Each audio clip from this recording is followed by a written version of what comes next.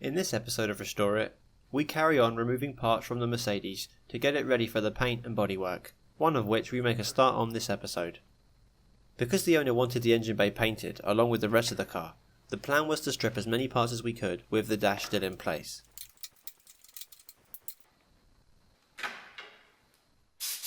Before we did that, I wanted to quickly give the engine bay its first wash, including some of the washable bits of the loom.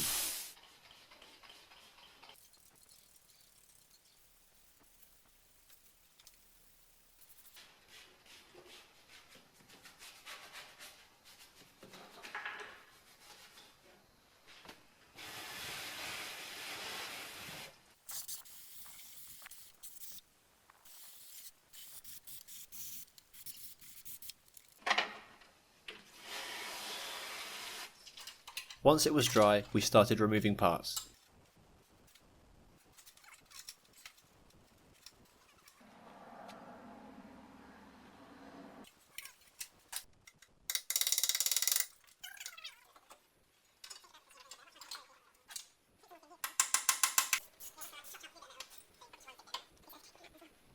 The majority of the work was undoing the many clips that held the loom in place.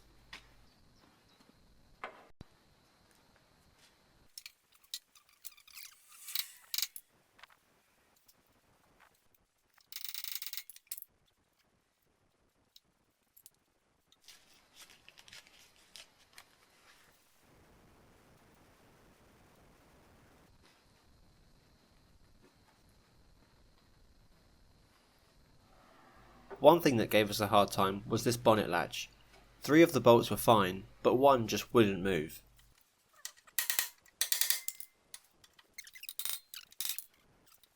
We ended up drilling it out, but in hindsight we should have tried the blowtorch first.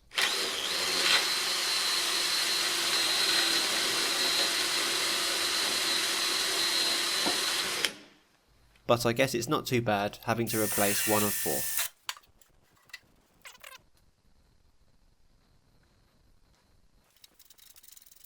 We only want to remove things that must come out for the paint job, so for now we're going to leave a few things there until we've spoken to the painter to see what he's happy to mask and what must come out.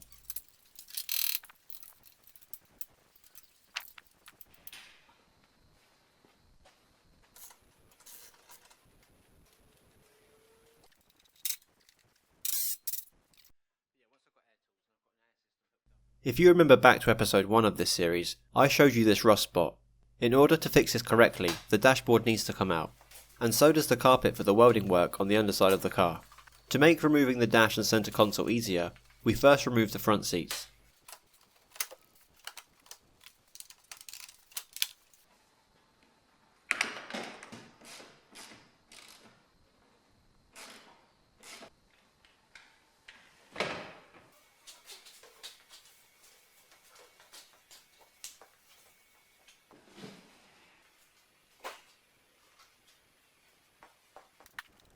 Up next was the centre console and all of its buttons.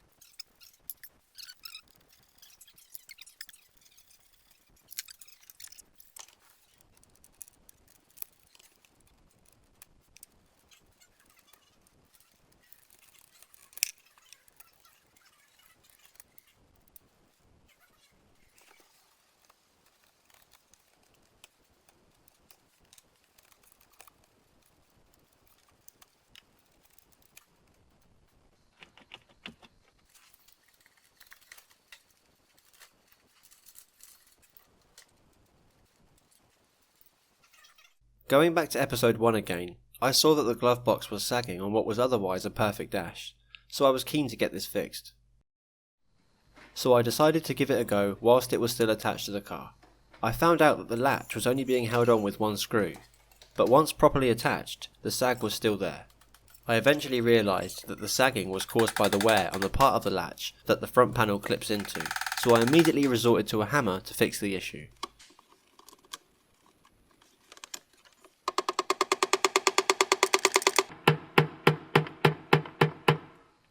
I tapped on it, testing along the way until it fit absolutely perfectly with no movement at all. A very satisfying fix indeed.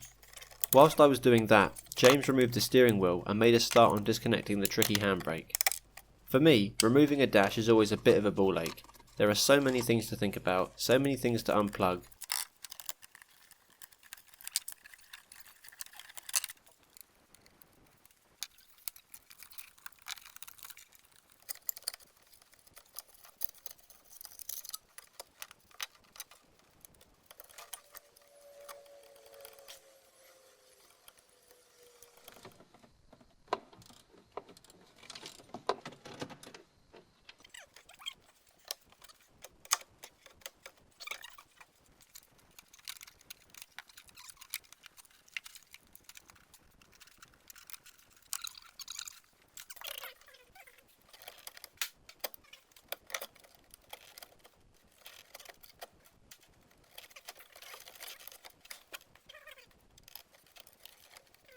It was almost free, but the clocks were preventing it from coming out, so we removed them.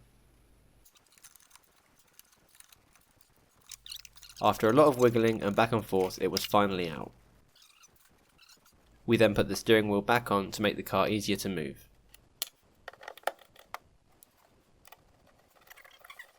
We were now ready to begin the bodywork and preparation for the paint job, starting with some serious rust removal. Before we crack on with that, I want to quickly thank Emmanuel Online for helping us with this restoration so far and for sponsoring this episode. This is a factory style workshop repair manual for old cars like this Mercedes.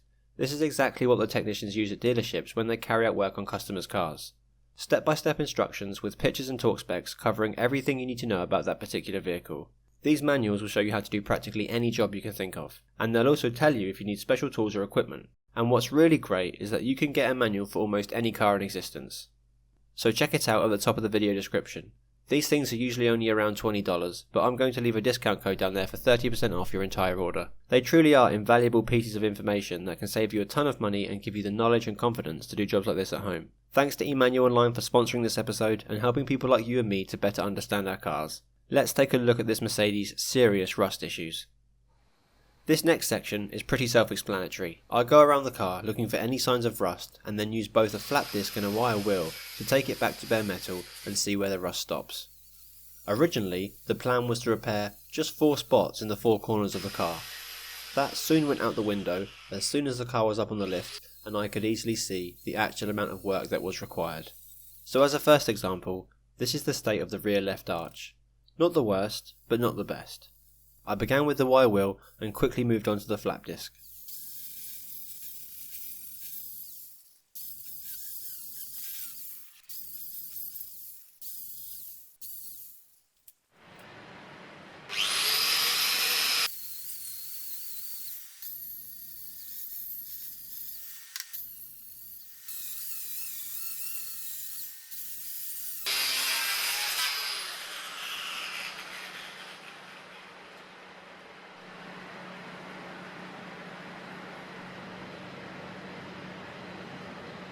The other side, however, was quite a different story. I began by cutting the foam and bad metal out to see how bad it really was.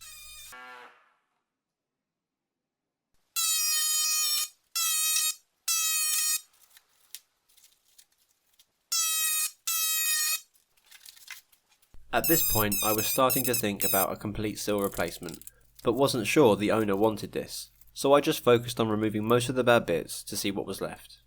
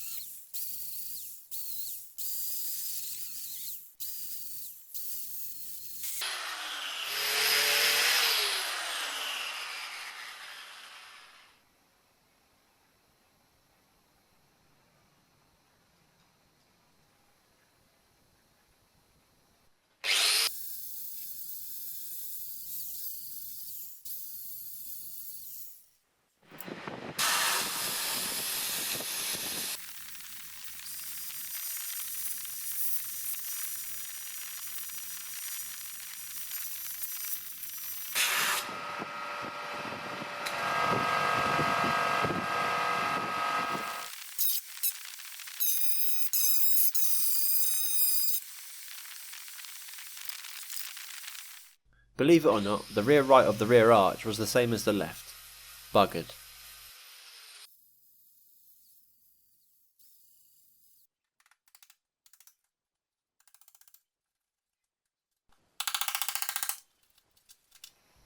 I moved on to the boot lid where there were several rust spots along the bottom of it. I carefully ground these back to bare metal and used a caramel wheel to remove most of the residue from the badges.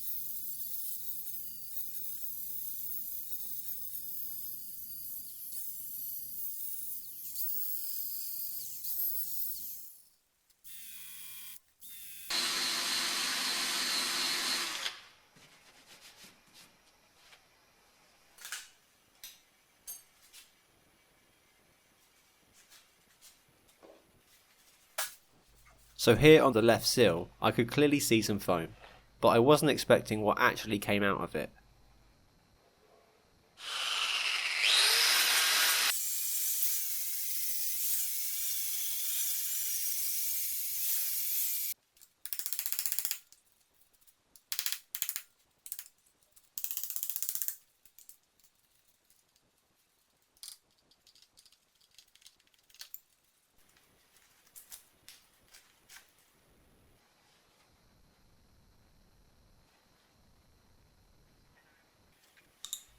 Yes, that's right. Someone stuffed this car with rags and gloves to, I guess, save on foam. It's pretty smart if you think about it. Not really, this is a crime against cars.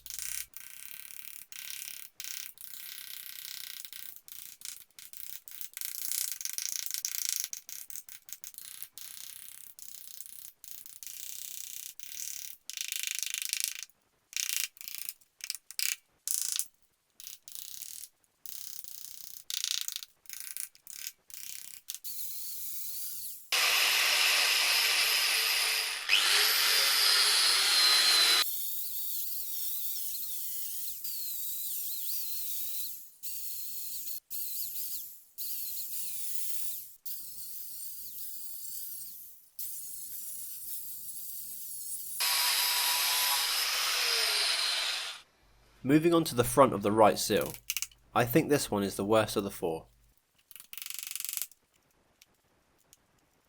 Once I could get a good look inside of the sill, I could see rust running down the entire length of it, as well as on the chassis itself.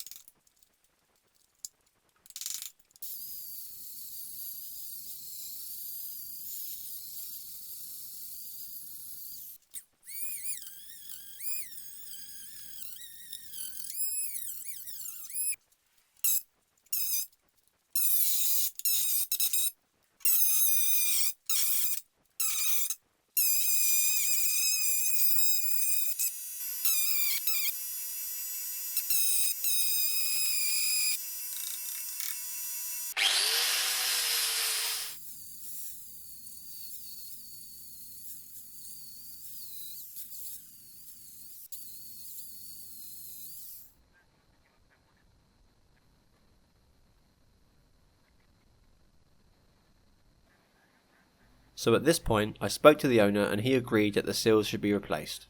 So I began by drilling the spot welds at the front.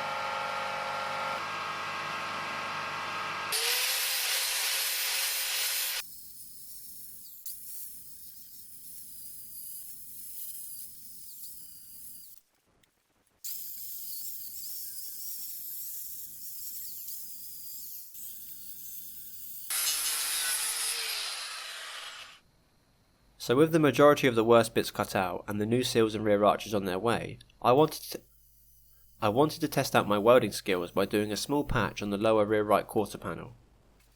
Let me know how you think I did down in the comments. I'm still learning, so any help is appreciated. But don't worry, I'm getting a professional in to quickly and properly weld in the rear arches, maybe the seals, and maybe the bits around the windscreen.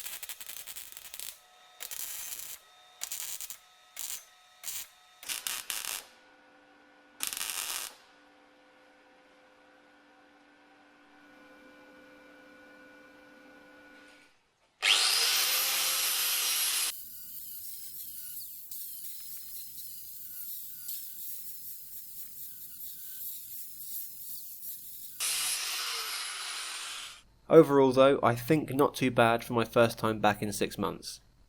Now that the seals were definitely coming out, this rubber strip needed to come off.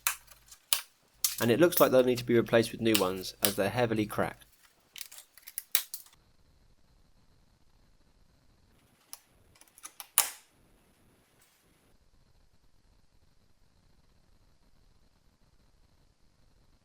These trim clips should have already been removed, but better late than never.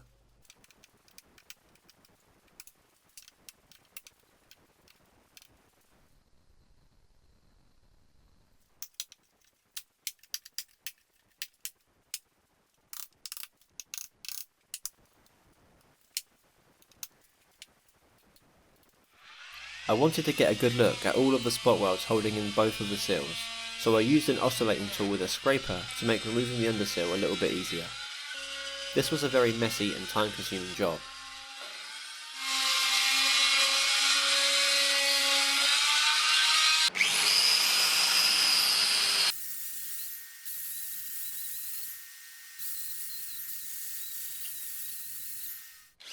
Once most of the underseal was removed, I started drilling out the bottom spot welds so I could split it from the chassis. If I'm honest with you, I wasn't planning on this project going this far, but I think it's a good start in terms of customer cars because it's quite involved, it's good experience, and it should make other projects feel easy in comparison.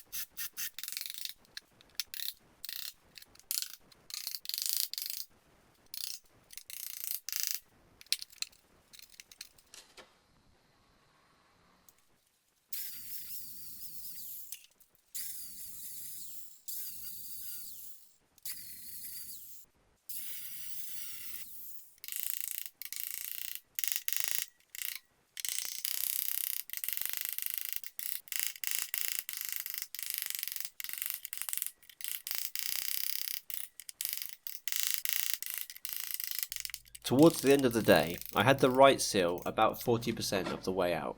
I had to get on with other things for a bit, and whilst I was doing that, the new panels arrived. The seals look good, but as for the rear arches, they're going straight back. They arrived bent beyond repair, so hopefully their replacements are here before we start the next episode, which will involve removing the sills and maybe the rear arches and getting the majority of the repairs done. We also make a start on the paint preparation. So unfortunately that's all we have time for, but stay tuned for that. Thanks for watching and we'll see you next time.